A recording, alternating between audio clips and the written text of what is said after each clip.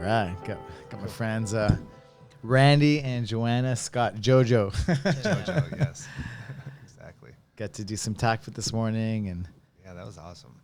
breakfast and talk a little bit about your background and, well, not everything, but Oh yeah, there's your a story ton. with multiple sclerosis and the battles, and Yeah. share some of mine as well. Yeah, it's good to hear different athletes, different people. Just kind of, I guess the story helps give a little bit of motivation and hope, and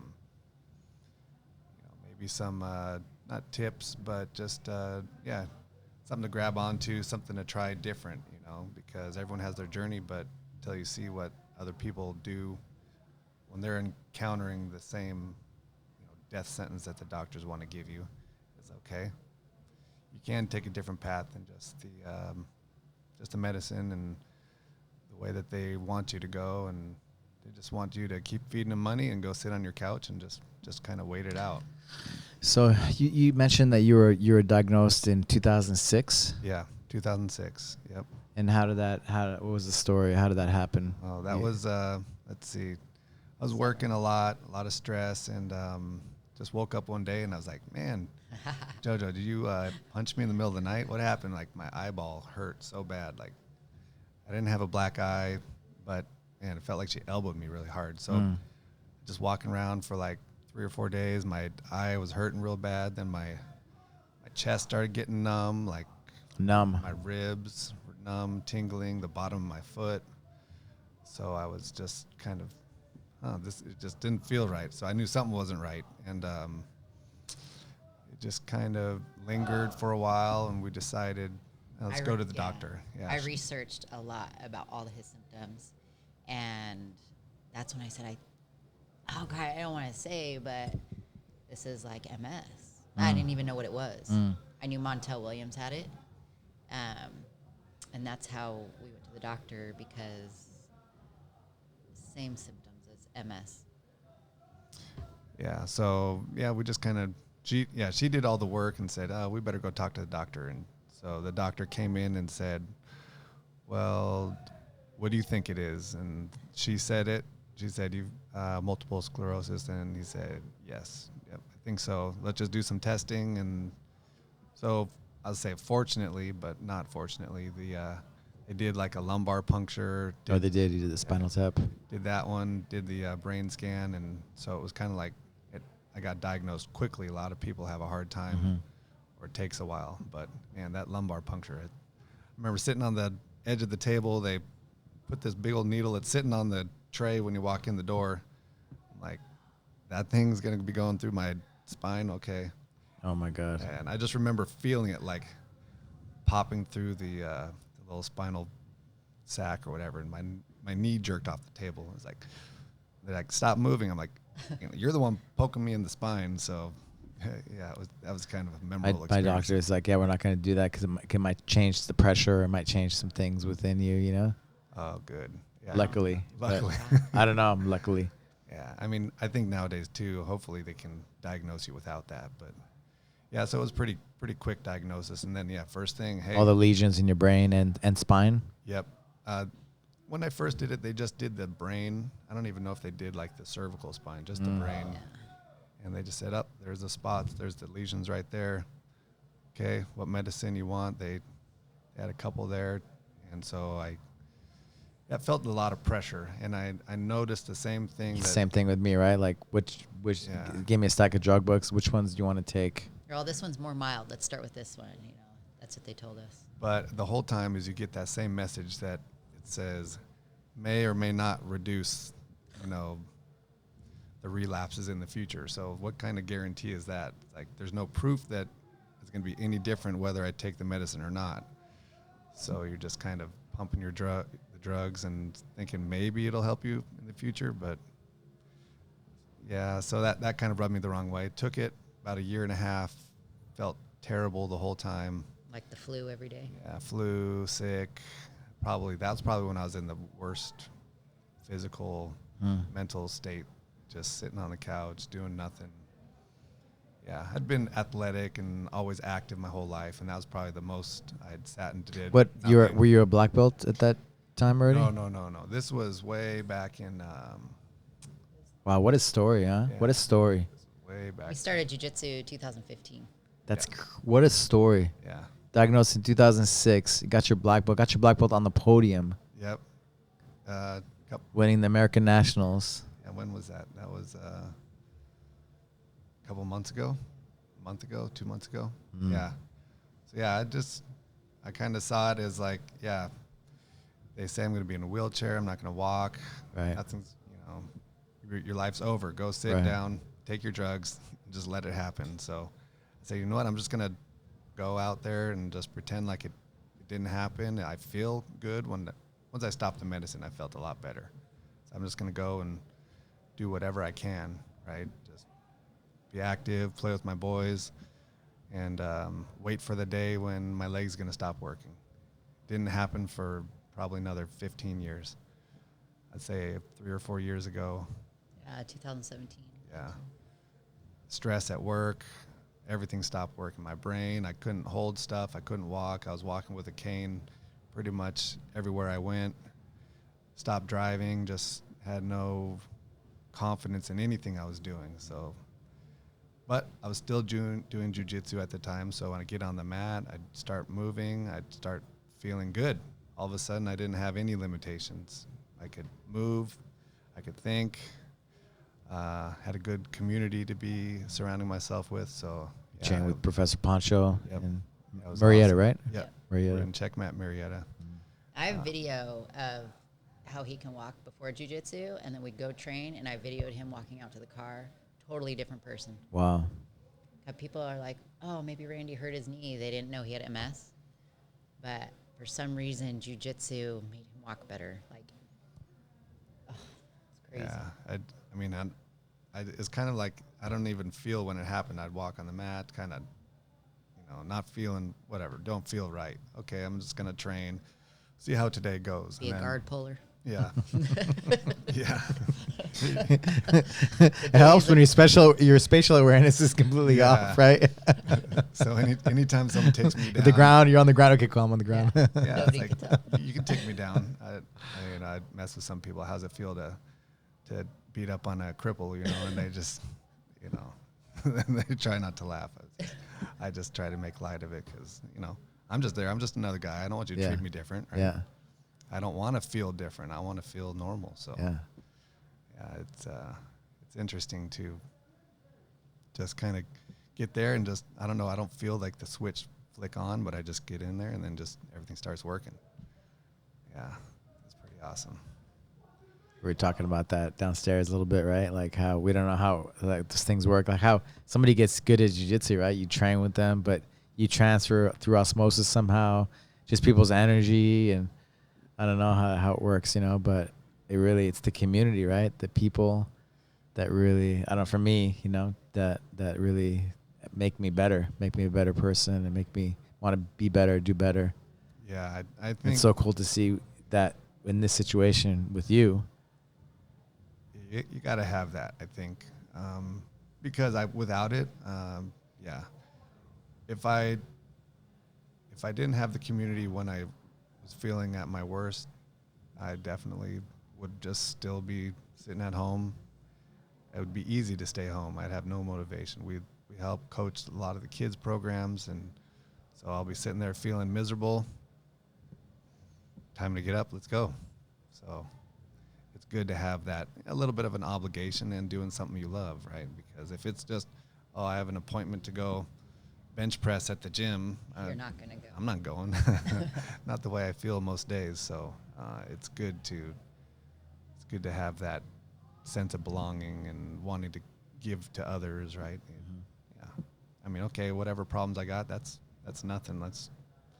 We're there to make everyone better, right? Hopefully we can help someone else that has a struggle, whatever it is, right? Yeah. It doesn't have to be MS. It could be anything. So I think that's my duty, is to give back some way, somehow, and be there for those people. Yeah, for sure. It's good. You guys shared with me, you guys have been married. You guys have been together since you were 17. Yep. Yeah. Tell me how old your boys were. Yeah, this year will be our 21st anniversary. So been a long time. Yeah. It's good. Yeah, the boys 20, oldest 21. The other one's gonna turn 20 in September. Yeah, and they're still living at home, but they're kind of in 1 foot in, 1 foot out right now. They're just. I know they want to get out of the house, but it's pretty comfortable at home when mom still makes you food. And JoJo, how did you start jiu-jitsu? Like on your Instagram, it's like this champion, this all the it's crazy. competing. I did bodybuilding before jiu-jitsu. My parents very athletic, so I did bodybuilding shows, and I just felt stiff, and then I started to feel like thick. I'm like, oh my gosh, I just feel heavy, and all that protein destroyed my stomach. And we got like a free week or something at Dan Henderson's at Team Quest. Team Quest, yeah. And first thing I did, I walk in and somebody's in the cage kicking, and it's Luke Rockhold like training, and I was like, oh my gosh, like I want to do that, you know? Yeah. And then we started Muay Thai, and then I looked over, and then I see everybody rolling in pajamas, and I see Pantcho. Pantcho was there already. Pantcho was teaching, and I couldn't understand anything he was saying, but I'm like, I'm gonna go try that, you know. And so I tried it first, I think with the boys. Yep. And then I told him, I'm like, let's go try it. And then we tried it and never stopped. And I always ask Pantcho, like, what'd you think when we showed up? And he's just like, this buff chick, what is she doing here? She's gonna quit, you know, this girl with muscle. But right away I fell in love with it. Right away. So that was, the beginning of 2015. And I did that was like when Ronda Rousey was all big. And I was thinking, I'm going to be like her. Did my first tournament. I lost like with an Americana or something. Yeah. Something basic. Oh, and I said, I hate jiu-jitsu. I'm never competing again. Well, the thing is, though, it was like I don't know, it was a smaller tournament, and it was she had to go in basically the open weight girls because division. I was so buff, I weighed heavy. So she was heavier than all the other divisions. So she was in the heaviest bracket. So she's going against the big 6 foot tall, 230-pound girls. You know, just like she didn't belong there. I'm like, I'm never competing again. I go, this is ridiculous. I worked hard for this tournament. I lost. And then I would tell him, don't even ask me. Don't say anything to Pantcho. Like, if you guys ask me, I'm going to be mad. No.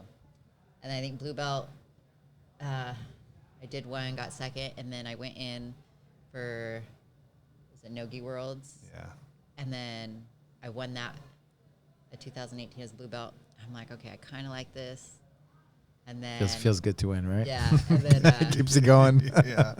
purple belt, I did okay, and then I did a fight to win. I lost that, and I'm just like, man, like, I think I'm a perfectionist. I don't know, but my second year at purple belt is when, I got all the world titles and stuff. And Well, she told me she never wanted to compete again, probably 20 times. I know. Yeah. Probably every time I lost. Anytime she loses, I'm never competing again. Nope, never again. I don't even like doing this. That's what she said. It sucks. It sucks. It hurts. I'm old. I don't want to do this anymore. Yeah. And then, now I'm a brown belt. Back at the bottom of the food chain as a brown belt. That's good. I won Nogi Pans, right, as a brown. So you went to Vegas.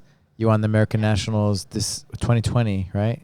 We're 2021. Yeah. 21. 2021. Oh, this year. Yeah, 2020, we just, like, Everything was kind of shut down. yeah, but we went, like, Florida, Oh, okay. Texas, South Carolina. Like, we went and got them all done, all the big Oh, tournaments wow. done over there. We just traveled Pantcho and just, like, boom, boom, boom, hit them all right Yep. at the end. Yeah. So we had. I mean, that's probably the most I competed in a year ever. So it was good to have that competition experience and finally feel a little bit more comfortable, just on the, with all the hype and all the noise and people cheering, and never really get too nervous. But it's you still get that adrenaline dump when you're in there, no matter what. But yeah, it was cool. It was a great experience. I was just so tired. I was just glad that it was over, that I won my matches, and then yeah, I was just, okay, good. I'm done. Now I get to watch everyone else compete. You know how it is. And then, You did a bunch of tournaments together, right? You said the end of last year, right? Yeah. Uh-huh. And how does that help you? Like we talked about, I talked a little bit about that. That there's like that MS movie. It's called 100 Meters, a Spanish movie, yeah. where the guy said he saw a guy running, and he's like, "What is he doing?" He's training for an Ironman, and so he's like, "I want to do that," And that gave him a goal to work towards, and then all of a sudden things started to kind of connect in his body, and it gave him like motivation to live and to push and be better. Yeah, I mean, I'm always, it's always her. She's kind of always leading the charge. Like, oh, I'm going to compete. I'm like, okay, sure, I'll sign up. But I think, this last year I started really looking forward to it because I start to realize that it does change the way I eat, the way I want to take care of my body so that I can train. So Make that that weight, right? Yeah, get on weight, then I can show up and train good. I can train every day. Changes your mindset when you're training. So you have all these goals. So it was just like, okay, that one's over. Now we have a new goal. Because otherwise, if you compete once a year, you're going to make this big, huge push to make your tournament, and then you're just, how you're just going to, afterwards, you're going to just fall off the wagon. I mean, at least that's how I would be. Mm-hmm. So it kind of forces me to stay focused, stay on track. I'll take a couple days and eat whatever sounds good, and then, okay, I got to get back on track because my body, for sure, I feel it when I don't eat right. I'm sluggish, depressed, tired, everything. I know. Yeah, we're always searching to see what's the best diet for him. Yeah, I struggle with diet. She could eat, if they made like a human version of dog food, she would eat dry kibble every day. She don't care as long as it was healthy. If it's good for me, then I'll do it. That bodybuilding lifestyle. It is, I don't know. She's like, I don't care if it's condition your mind. Mm-hmm. I like how dirt tastes. That's what she says. She's like, she'll just do it just because, hey, it's healthy, so I'll do it. Man, it has to taste good for me. Otherwise, forget it. We talked a little bit about too, like how even just not even tournament, but in training, like you don't feel good that day, but then when you're on the mat or when you start to train, like things just tournaments too. Like I shared with you my story, like, you're miserable, you're in pain, like fatigued, you don't feel like doing anything. But once it's time for me to compete, whatever, and you felt the same, that, things just kind of come together and you're able to perform and do it, right? How does that work? Gosh, it's like something you can't explain to people. Like, they're like, well, you're tired, you're exhausted, you can't feel your legs. How can you train jiu-jitsu all the time? And we're sitting there like, we don't know. Like, for some reason, all this helps, Well, I mean, we've been listening to, I don't remember the name of the book, but it's called The Talent Code. I got to find it for you. I have it. I read it. It's about myelization. Yeah, exactly. So I kind of just do my own. That's exactly it. There's a book called The Brain Has a Mind of Its Own. It's on body maps, and there's another one called it's on neuroplasticity. How the brain changes, right? Learns and changes. I'll remember it later on. But those are those three books, those magic books, Yeah. But the myelization, right, that directly affects, right, and how they learn the skill sets, the different sports, right? Yeah, and I just think that, even if my body's eating itself up on the inside, if I can keep building it as it's tearing it down. That's it. You're good. Mindset. That's it. That's the way. Yeah, I don't know what's happening. I just know if I keep repeating these skills and keep relearning these skills. That's it. You keep focused. Yeah, that, it's going to last a lot longer than if I just sit down and let it eat me alive, right? Yeah. Yeah. That's it. Yeah, so, but I mean, like, going to a tournament, and I don't know. I think, everyone has these obstacles or whatever they have to overcome and stuff, and mine happens just to be that I have to, try to stay ahead of the thing that's eating me alive. But, I know this last tournament, I knew I didn't feel good. I knew I didn't really want to compete. I said, okay, I'm signed up. I'm going to go, and just, there's no pressure. I already feel terrible, so who cares? Whatever happens is going to happen. Great. Your legs are numb? Yeah. Oh, my legs were numb. I had headaches. I get this other thing in my eye, like I've read it's like maybe it's like a a migraine, but I get this like kaleidoscope, like white circle in my eye where like I can close my eyes, open my eyes. It's just like this overwhelming, like just, I don't know. I can't think of anything else except for what I see in my mind and in my eye. It's just it sucks. So that was going on all week. Yeah, I just felt down, depressed, like no energy, everything. And I'm trying to I'm taking all the health vitamins and eating well, superfood stuff, smoothies, everything I can to try to feel good. But yeah, so I just showed up, but no pressure because, I'm just going to do whatever my body's going to let me do. At this point, I can only do what it's going to let me do. But yeah, so just get out there and just, yeah, like I was telling you before, I got halfway through the match. I'm thinking, man, I hope this guy just accidentally mounts me and finishes me real quick. We're halfway through, and I'm like, and I look over, the scoreboard it's tied. I'm like, oh, somehow it's tied. Like, I think it was like by advantages. No one gotten any points. And so I'm sitting there, it's tied, and I'm like, oh man, there's only like a minute and a half left.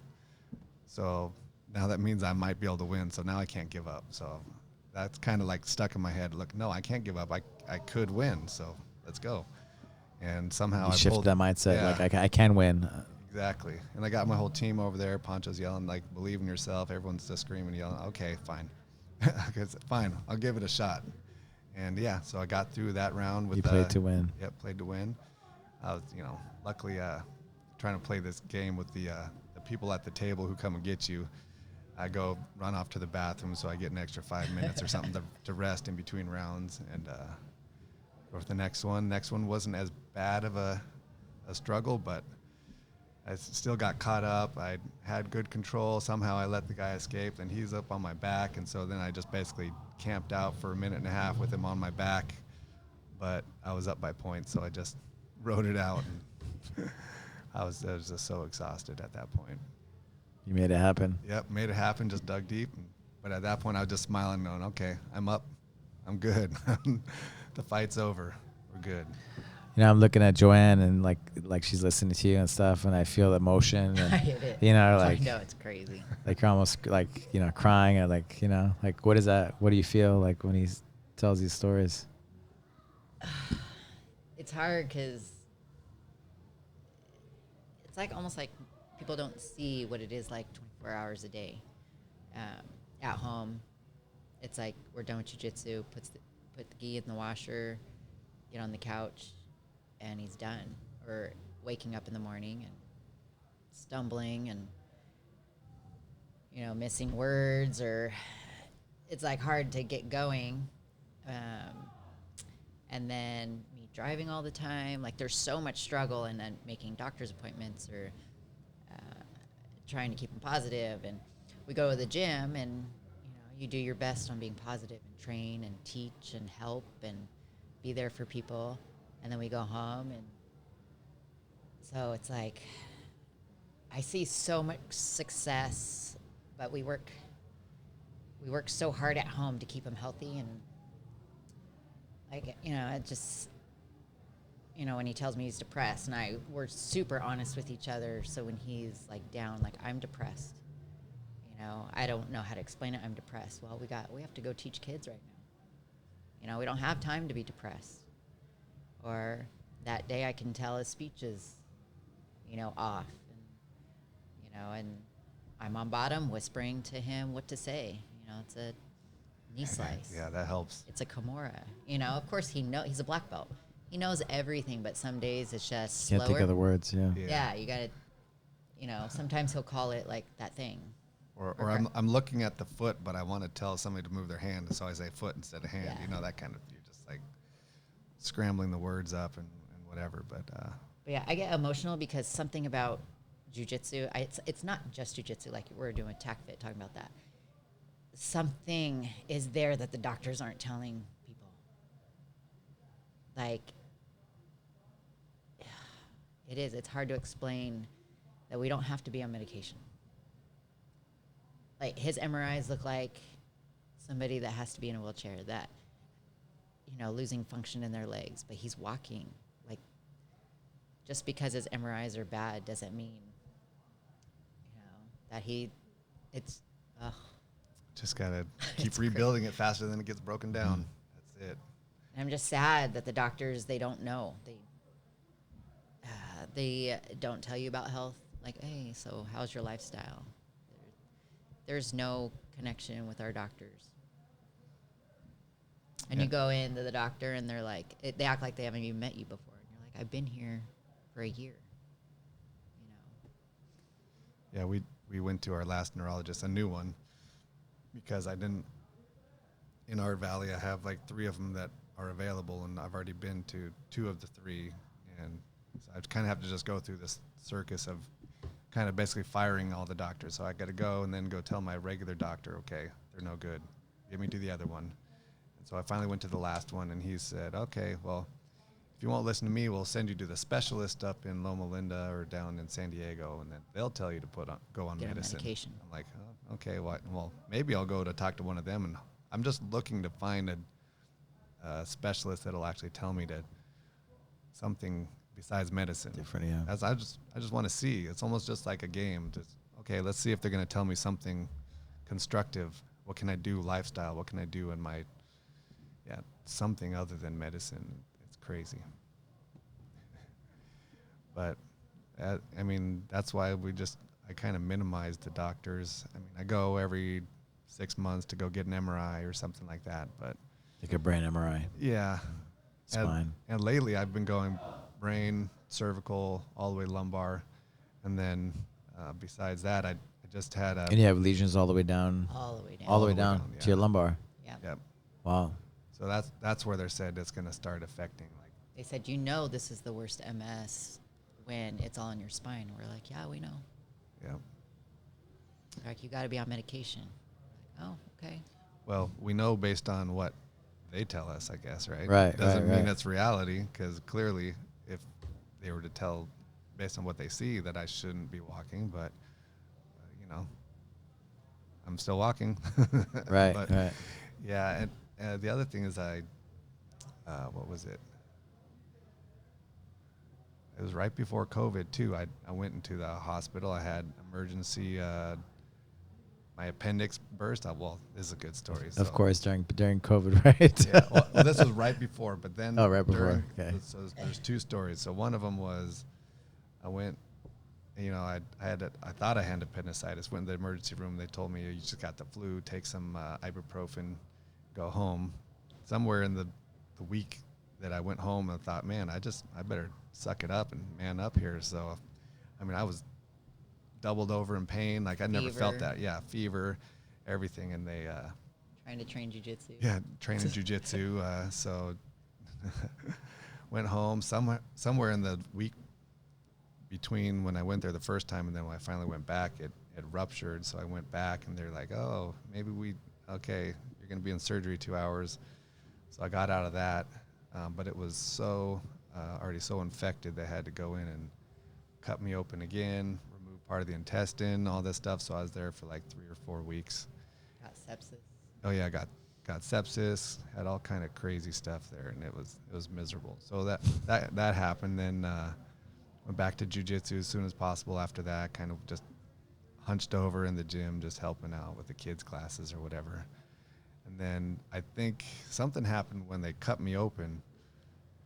6 months later, my the disc, like the L5S1 disc, was fully displaced into my spinal column. So then I had like I won't say the worst, but like this massive sciatica pain. So it was so far displaced. They're like, yeah, there's nothing we're going to be able to do except cut it out. So then I went in for back surgery. And back surgery? Yeah. So that from the appendix, maybe from that. Yeah, they didn't tell us to do anything about like therapy. What do you think? He got his stomach cut, so his abs, Oh my your God. core. Yeah. So what's holding you up is your back. And Yeah. then Wow. Yeah, so I was like hunched like this for 3 or 4 months during recovery till I could finally like sit up straight all the way. Wow. Yeah. So then I'm like, man, now my legs hurting on this side, and it was like my back. It started like seizing up and stuff. I'm like, okay, is this MS? I don't know. So got MRIs, and it showed all the disc all crazy, and so that one was during COVID-19, right? So I had to sit in the hospital by myself. Luckily, I didn't have COVID, but Yeah. Nobody could see you. No. FaceTiming. Man, that was, Yeah, for his stomach, I like lived at the hospital for like 3 weeks. I would run, go coach, come back, go home, shower, come back to the hospital. Like went the night his surgery, like we almost lost him. Wow. He came in. Is that He bad? was on a feeding tube. Wow. Everything. it was, I don't know. I We was had in to so talk much to pain. each other and say, okay, if it's time, we're ready. You know, the boys are fine, I'm fine. And it was pretty intense when we had to kind of say our goodbyes because he was so sick. Wow. Yeah. So he lost like 30 pounds in 3 weeks. Yeah. Wow. it was Feeding tube and all. dramatic. Yeah. But it was, I Wow. don't know. It's just kind of one of those. He totally downplayed that. No, I know. Like, seriously, he had tubes everywhere. I have video, and yeah, he had pain pumps. Yeah, the feeding tube that was in his, going. Because it got so infected. Yeah, like the intestines, like they like smashed together and then wouldn't move, so they had to like. It started infecting everything all around. So yeah, they ended up. And that, what else? They gave me insulin. I was like. Yeah, they asked, do you have any insulin problems? And we're like, no. They're like, something's going on. So they're insulin. I'm like, I don't know. I was like, something wrong with your blood sugar. And yeah, something happened. Like, that's my stomach, but then my lower back was hurting so bad during this time. Like after the surgery, like I was just like writhing in pain nonstop. I don't think I ever slept longer than like 15 minutes at a time, if I was even sleeping. The whole time I was in the hospital. That was bad. I don't wish that on anyone. I was like, please let it be done. Yeah, he wanted for it to be done. Let it be done. But yeah, so just back to back to back. On top of all the stuff that you got going on. Man, but I just think it's, see, that's where I don't mind modern medicine. You got surgery, you go to the hospital. Sure, yeah, of course. Like, there's times, yeah. You got to do it, right? Yeah. But outside of that, they let you down, I think, with all these chronic illnesses and stuff like that. They got to give you a better suggestion, better roadmap, better way out. There's other ways. Absolutely. I picked him up from the hospital from his back surgery. He's like, take me to the gym. So straight from the hospital to jiu-jitsu. Yep. Got to do it. They're like, Randy, what are you doing here? He's like, I have been in the hospital all this time. Like, yeah, you got to be around the community. It's time to heal. Heals you, yeah. Yeah. Well, and like you were saying, that's what I like about like your TAC Fit is another community, right? Because, my biggest flaw in jiu-jitsu is that that's all I do. Is I don't do any of the other rehabilitation, recovery stuff, stretching. We do a little bit of stretching, but nothing that's really going to counteract the hours of jiu-jitsu that we do, right? So I was just thinking, yeah, okay, I'm going to go to the gym, but I'm kind of by myself. So it's easy to go, I'm running late, or I'll just go again, I'll go tomorrow, or I won't go at all, right? It's like now you've got a new community, which I thought was really cool to see. It kind of gives you that same thing that I like in jiu-jitsu, but it gives you a way to do the other things, your recovery. To balance yourself out, to recover, right, from the training. That's super eye-opening to me. I really like Keeps that. you in the game, right? Yeah. Forever. And that's the thing. Lately, I've been feeling like, because all the other things that are coming with my MS and just all the pain and stuff, like I'm sure there's things I could be doing to minimize that still, because a lot of it has to do with the chronic tightness and stiffness just from doing so much jiu-jitsu only. Right. You got to have that balance 100%. Yeah. And this past month, him on the couch, like exhausted. Hey, watch this Alberto guy. Like, okay, this is who we're gonna meet. Like, yeah, it was cool. Look at this. Look at TAC Fit. He's just like, okay. I'm like, okay, now listen to this. Now you gotta watch this. He's like, I'm so tired. I'm like, no, we're gonna go do this. I'm really glad you guys came up. Because I know he'd love it. Yeah. And now he's saying it, right? It's like, sees it. You got to feel it too, right? Yeah. Well, and that's the key. You got to feel it, because it's like you can't learn. It's like jiu-jitsu, right? I can watch 1,000 videos, but until I go actually practice and fix it and tweak it, it's not the same, right? Yeah. No, I love that. That's what I think something I'm missing, because like I said, I can go to the gym, but I just don't get the same. I don't have the same desire to go to the gym that I do as I like going to jiu-jitsu. But I think it's mostly the community. Yeah. Like you have your TAC fit, you've got a group of people who've got, they've got a bond that makes you want to show up even if you don't feel like it, right? That's it. Yeah, that's it. That's so much of it. Like you said, okay, today you're just gonna sit there and do air squats. You're not gonna jump or whatever. Like, hey, you're moving. You're there. You're gonna be better for it. You're gonna feel better. You're gonna be glad you got out of the house and showed up, right? We mentioned, like you said, like, MS, it's made you a better person. Like the silver lining, right? Like it's been a blessing in disguise. Oh, yeah. Yeah, I mean, I just, everyone has to have something that puts them back into reality, I think, because before, I mean, way back in 2006, I'm young. I don't know, how old was I at the time? 26. 26. Yeah, so, I'm thinking, okay, I can eat whatever I want, drink whatever I want, live however I want.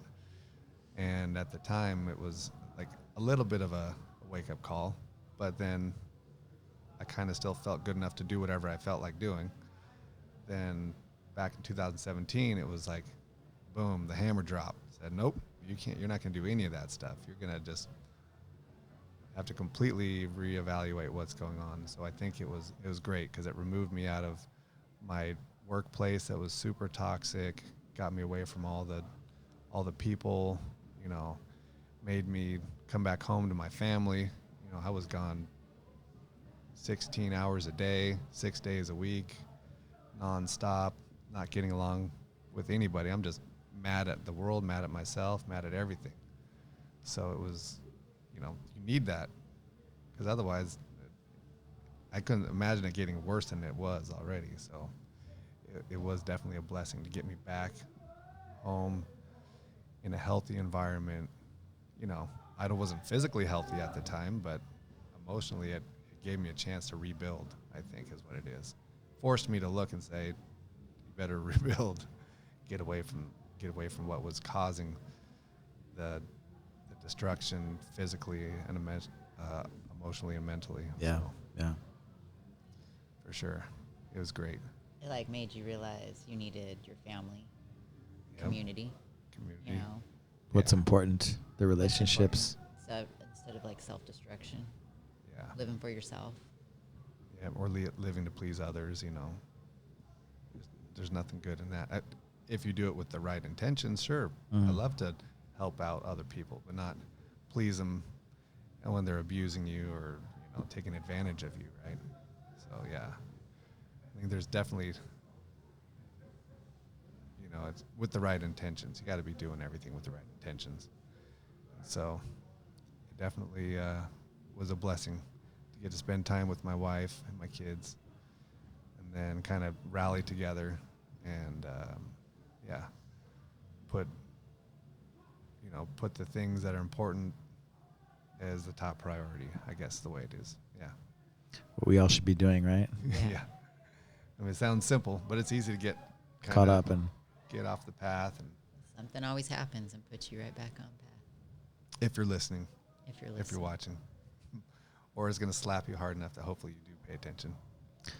Well, man, thank you for sharing a little bit of your story, and thank you guys for coming up. It's super inspiring for me, and yeah, it's powerful, to, like you said, like the beginning, like just sharing the stories, right, to give hope to others, and I think even if you don't have MS, just to kind of some of the mindset things that like you're showing, they can inspire anybody, right? Yeah, Inspire all of us. Definitely. I mean, everybody's got something that they have to battle with every day, whether it's mental health, physical health. You got to find a place where you feel that you can belong and people want you to show up every day. And that's where you should go. If they want you to show up every day, they're going to call you up and say, where are you at? Why aren't you here? And it's good to have that connection. Yeah, loved being here.